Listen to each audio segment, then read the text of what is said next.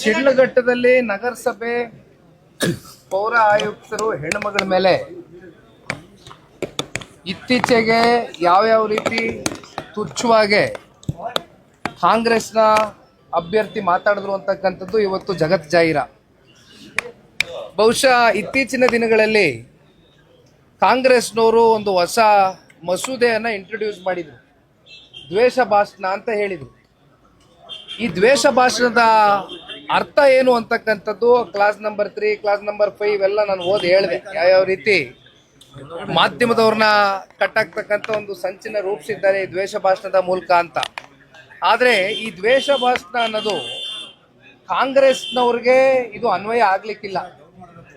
ಇದು ಪ್ರತಿಪಕ್ಷಗಳಿಗೆ, ಮಾಧ್ಯಮದ ಮಿತ್ರರಿಗೆ ಮಾತ್ರ ಇದು ಅನ್ವಯ ಆಗುತ್ತೆ. ಯಾರು ಸರ್ಕಾರದ ವಿರುದ್ಧವಾಗಿ ಪ್ರಶ್ನೆ ಮಾಡ್ತಾರೆ ಅವರ ಧ್ವನಿಯನ್ನ ಕಟ್ಟಾಕ್ತಕ್ಕಂಥ ಒಂದು ಕೆಲಸಕ್ಕೆ ಇದನ್ನು ಇಂಟ್ರೊಡ್ಯೂಸ್ ಮಾಡಿರ್ತಕ್ಕಂಥದ್ದು ಹೊರತುಪಡಿಸಿ ಇದು ಸಾಮಾಜಿಕವಾಗಿ ಇವತ್ತೇನು ದ್ವೇಷ ಭಾಷಣದ ಮೂಲಕ ಇವತ್ತು ಎಲ್ಲೋ ಒಂದು ಕಡೆ ಸಮಾಜ ಬೇರೆ ದೃಷ್ಟಿಯಲ್ಲಿ ಹೋಗ್ತಾ ಇದೆ ಅಂತಕ್ಕಂಥ ನಿರ್ಣಯದೊಂದಿಗೆ ಇದು ಈ ಬಿಲ್ಲನ್ನು ಇಂಟ್ರೊಡ್ಯೂಸ್ ಮಾಡಿರ್ತಕ್ಕಂಥದ್ದಲ್ಲ. ಶಿಡ್ಲಘಟ್ಟ ವಿಚಾರಕ್ಕೆ ಸಂಬಂಧಪಟ್ಟಂತೆ ಸನ್ಮಾನ್ಯ ಕುಮಾರಣ್ಣ ಅವರು ಈ ಘಟನೆ ನಡೀತಾ ಇದ್ದಂಗೆ ಮೊದಲನೇ ದಿನಾನೇ ಆ ಹೆಣ್ಣು ಮಗಳಿಗೆ ಅಧಿಕಾರಿಗೆ ಫೋನ್ ಮಾಡಿ ಮಾತನಾಡಿದ್ದಾರೆ, ಅವ್ರಿಗೆ ಧೈರ್ಯ ತುಂಬಿದ್ದಾರೆ.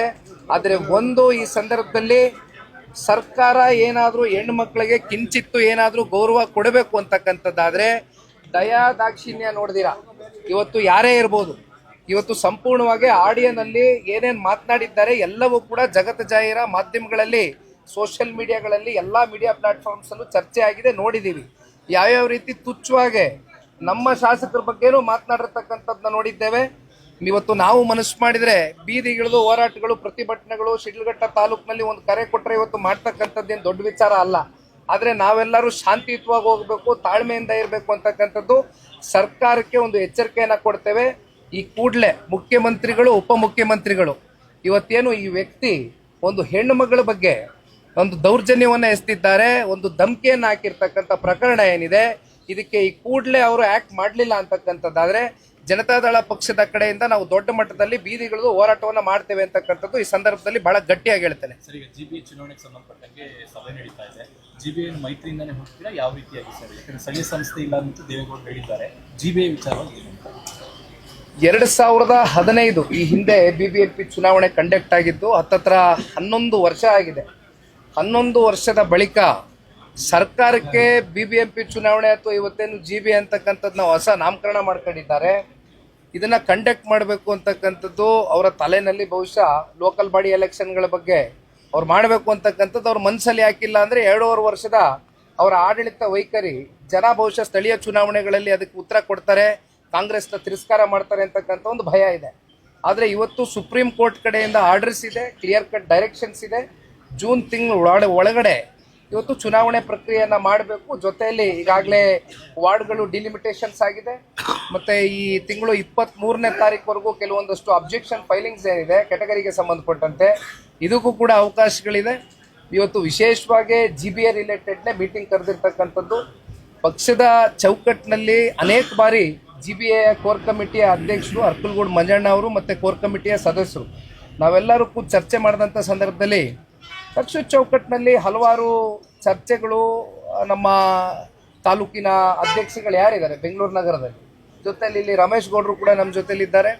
ನಾವು ಮಾತಾಡಿದಾಗ ಎಲ್ಲೋ ಒಂದು ಕಡೆ ಇದು ಒಂದು ಕಾರ್ಯಕರ್ತರ ಚುನಾವಣೆ, ಆಕಾಂಕ್ಷಿತರು ಜಾಸ್ತಿ ಇದ್ದಾರೆ, ಹೊಸ ನಾಯಕತ್ವ ಹುಟ್ಟಾಕ್ತಕ್ಕಂಥದ್ದಕ್ಕೆ ಅದು ಒಂದು ಒಳ್ಳೆ ಸುವರ್ಣವಾದಂಥ ಒಂದು ಅವಕಾಶ ಅಂತಕ್ಕಂಥದ್ದು ಎಲ್ಲರ ಒಪಿನಿಯನ್ ಆಗಿದೆ. ಆ ಭಾವನೆಯನ್ನು ಸನ್ಮಾನ್ಯ ದೇವೇಗೌಡರು ಸಾಹೇಬ್ರ ಬಳಿ ಕೂಡ ಹಂಚ್ಕೊಂಡಿರ್ತಕ್ಕಂಥದ್ದು ಆಗಿದೆ.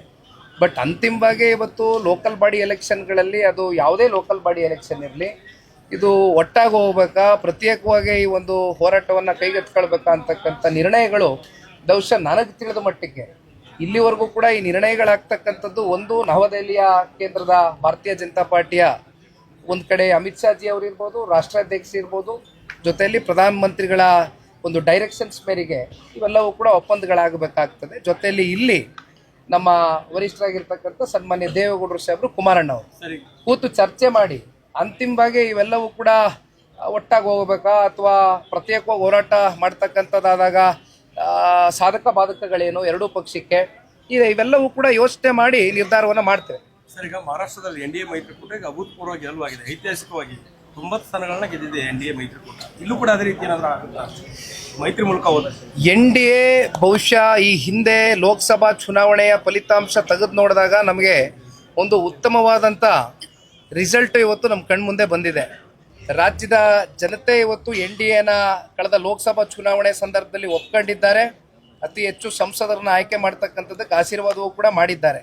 ಆದರೆ NDA ನಾನು ಒಂದು ಮಾತನ್ನ ಹೇಳ್ತೇವೆ, ಇವತ್ತು ಜನತಾದಳ ಪಕ್ಷ ನಮ್ಮ NDA ಮಿತ್ರಕೂಟದ ಒಂದು ಭಾಗವಾಗಿ ಇವತ್ತು ನಾವೇನು ಕೆಲಸ ಮಾಡ್ತಾ ಇದ್ದೇವೆ, ನಮ್ಮ ಭಾರತ ದೇಶ ಮತ್ತು ನಮ್ಮ ರಾಜ್ಯವನ್ನು ಕಟ್ತಕ್ಕಂಥದ್ದಕ್ಕೆ ಪ್ರತಿ ಹಂತದಲ್ಲೂ ಕೂಡ ಇವತ್ತು ಸನ್ಮಾನ್ಯ ಕುಮಾರಣ್ಣ ಅವರು ಮುಂದಾಗಿದ್ದಾರೆ. ದೇಶದ ಗೌರವಾನ್ವಿತ ಪ್ರಧಾನಮಂತ್ರಿಗಳು ಅವರಿಗೆ 2 ಪ್ರಮುಖವಾದಂಥ ಹುದ್ದೆಗಳನ್ನು ಕೂಡ ನೀಡಿದ್ದಾರೆ. ಒಂದು ಅವರಿಗೆ ರಾಜ್ಯದಲ್ಲಿ ಇರ್ತಕ್ಕಂಥ ಅನುಭವ, ಜೊತೆಯಲ್ಲಿ ಇವತ್ತು ಅವ್ರಿಗೆ ಕೊಟ್ಟಿರ್ತಕ್ಕಂಥದ್ದು ಒಂದು ಸ್ಟೀಲ್ ಇರ್ಬೋದು ಮತ್ತು ಹೆವಿ ಇಂಡಸ್ಟ್ರೀಸ್ ಡಿಪಾರ್ಟ್ಮೆಂಟಲ್ಲಿ ಇವತ್ತು ಭಾಳ ಉತ್ತಮವಾದಂಥ ಒಂದು ಕೆಲಸ ಮಾಡ್ತಾ ಇದ್ದಾರೆ ಅಂತಕ್ಕಂಥ ಒಂದು ಮೆಚ್ಚುಗೆನೂ ಕೂಡ ಇವತ್ತು ಪ್ರಧಾನಮಂತ್ರಿಗಳು ಸನ್ಮಾನ್ಯ ಕುಮಾರಣ್ಣ ಅವರಿಗೆ ಕ್ಯಾಬಿನೆಟ್ ಮೀಟಿಂಗ್ಗಳಾದಂಥ ಸಂದರ್ಭದಲ್ಲಿ ಹಂಚ್ಕೊಂಡಿರ್ತಕ್ಕಂಥದ್ದು ಕೂಡ ನಾವು ಕೇಳ್ಪಟ್ಟಿದ್ದೇವೆ. ರಾಜ್ಯ ರಾಜಕಾರಣಕ್ಕೆ ಬರಬೇಕು ಅನ್ನೋದು ಚರ್ಚೆ ನಡೀತಾ ಇದೆ ಸರ್. ವ್ಯಕ್ತಪಡಿಸಿದ್ದಾರೆ. ಸ್ಥಳೀಯ ಸಂಸ್ಥೆ ಚುನಾವಣೆ ವಿಚಾರವಾಗಿ ನಾರಾಯಣಗೌಡರು ಹಾಕೋದು ಬೇಸರವನ್ನು ಕೂಡ ವ್ಯಕ್ತಪಡಿಸಿದ್ದಾರೆ. ನೋಡಿ, ನಾನು ಒಂದು ಸಜೆಷನ್ ಕೊಡ್ಲಿಕ್ಕೆ ಬಯಸ್ತೇನೆ.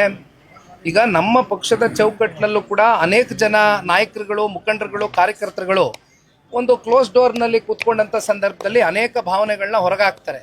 ಬಟ್ ಅವರು ಹೊರಗಡೆ ಹೋಗಿ ಮಾಧ್ಯಮದ ಮುಂದೆ ನಿಂತಾಗಲಿ ಅಥವಾ ಸಾರ್ವಜನಿಕವಾಗಿ ವೇದಿಕೆಗಳಲ್ಲಿ ನಿಂತ್ಕೊಂಡು ಇವತ್ತು ಬೇರೆ ಬೇರೆ ರೀತಿ NDAಗೆ ಮುಜುಗುರ ಉಂಟಾಗ್ತಕ್ಕಂಥ ಹೇಳಿಕೆಗಳು ಕೊಡಬಾರ್ದು ಅಂತಕ್ಕಂಥದ್ದು ಕ್ಲಿಯರ್ ಕಟ್ ಡೈರೆಕ್ಷನ್ಸು ಜನತಾದಳ ಪಕ್ಷದಿಂದ ನಾವೆಲ್ಲರೂ ಕೊಟ್ಟಿದ್ದೇವೆ.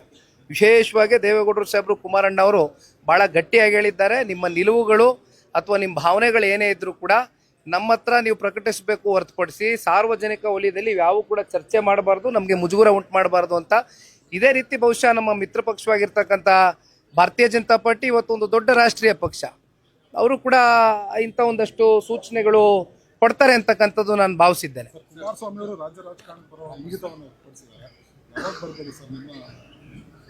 ಕುಮಾರಣ್ಣವರು ರಾಜ್ಯ ರಾಜಕಾರಣಕ್ಕೆ ಬರಬೇಕು ಅಂತಕ್ಕಂಥದ್ದು ಜನರ ಒಂದು ಭಾವನೆ ಆಗಿದೆ.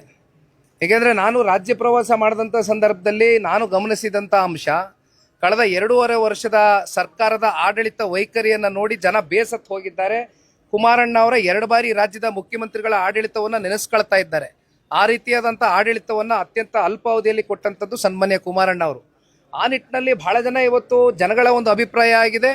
ಜೊತೆಯಲ್ಲಿ ನಮ್ಮ ಮಿತ್ರ ಪಕ್ಷ ಕೂಟದಲ್ಲಿರ್ತಕ್ಕಂಥ ಒಂದಷ್ಟು ನಾಯಕರುಗಳ ಅಭಿಪ್ರಾಯವೂ ಕೂಡ ಸನ್ಮಾನ್ಯ ಕುಮಾರಣ್ಣ ಅವ್ರ ಜೊತೆ ಕೂತು ವೈಯಕ್ತಿಕವಾಗಿ ಚರ್ಚೆ ಮಾಡಿದಂಥ ಸಂದರ್ಭದಲ್ಲಿ ಅವ್ರದ್ದು ಕೂಡ ಒಪಿನಿಯನ್ ಕ್ರಿಯೇಟ್ ಆಗಿದೆ. ಆದರೆ ಒಂದು ಮಾತನ್ನು ತಿಳಿಸ್ಲಿಕ್ಕೆ ಬಯಸ್ತೇನೆ, ಇವತ್ತು ಕುಮಾರಣ್ಣ ಅವ್ರಿಗೆ ದೇಶದ ಗೌರವಾನ್ವಿತ ಪ್ರಧಾನಮಂತ್ರಿಗಳು ನಾನು ಈಗ ತಾನೇ ಹೇಳ್ದಂಗೆ 2 ಪ್ರಮುಖವಾದಂಥ ಹುದ್ದೆಗಳನ್ನ ಕೊಟ್ಟಿದ್ದಾರೆ.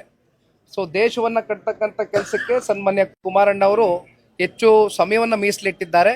ರಾಜ್ಯ ರಾಜಕಾರಣಕ್ಕೆ ಕುಮಾರಣ್ಣ ಅವರು ಯಾವ ಹಂತದಲ್ಲಿ ಬರಬೇಕು ಅಂತಕ್ಕಂಥದ್ದು ಬಹುಶಃ ದೇವೇಗೌಡರು, ಕುಮಾರಣ್ಣ ಅವರು, ಪ್ರಧಾನಮಂತ್ರಿಗಳು, ಗೃಹ ಸಚಿವರು ಇವರೆಲ್ಲರೂ ಸೂಕ್ತವಾದಂಥ ಸಂದರ್ಭದಲ್ಲಿ ಕೂತು ಇವೆಲ್ಲ ನಿರ್ಣಯ ಕೈಗೊಳ್ತಾರೆ. ಸಬ್ಸ್ಕ್ರೈಬ್ ಬಟನ್ ಮೇಲೆ ಕ್ಲಿಕ್ ಮಾಡಿ ಹಾಗೂ ನಮ್ಮ ಹೊಸ ವಿಡಿಯೋಸ್ ಅಪ್ಲೋಡ್ಗೋಸ್ಕರ ಪಕ್ಕದಲ್ಲಿ ಕಾಣುವ ಬೆಲ್ ಬಟನ್ ನಮ್ಮೆಲ್ಲ ವಿಡಿಯೋಗಳನ್ನ ಲೈಕ್ ಮಾಡಿ, ಶೇರ್ ಮಾಡಿ ಹಾಗೂ ಕಮೆಂಟ್ ಮಾಡಿ.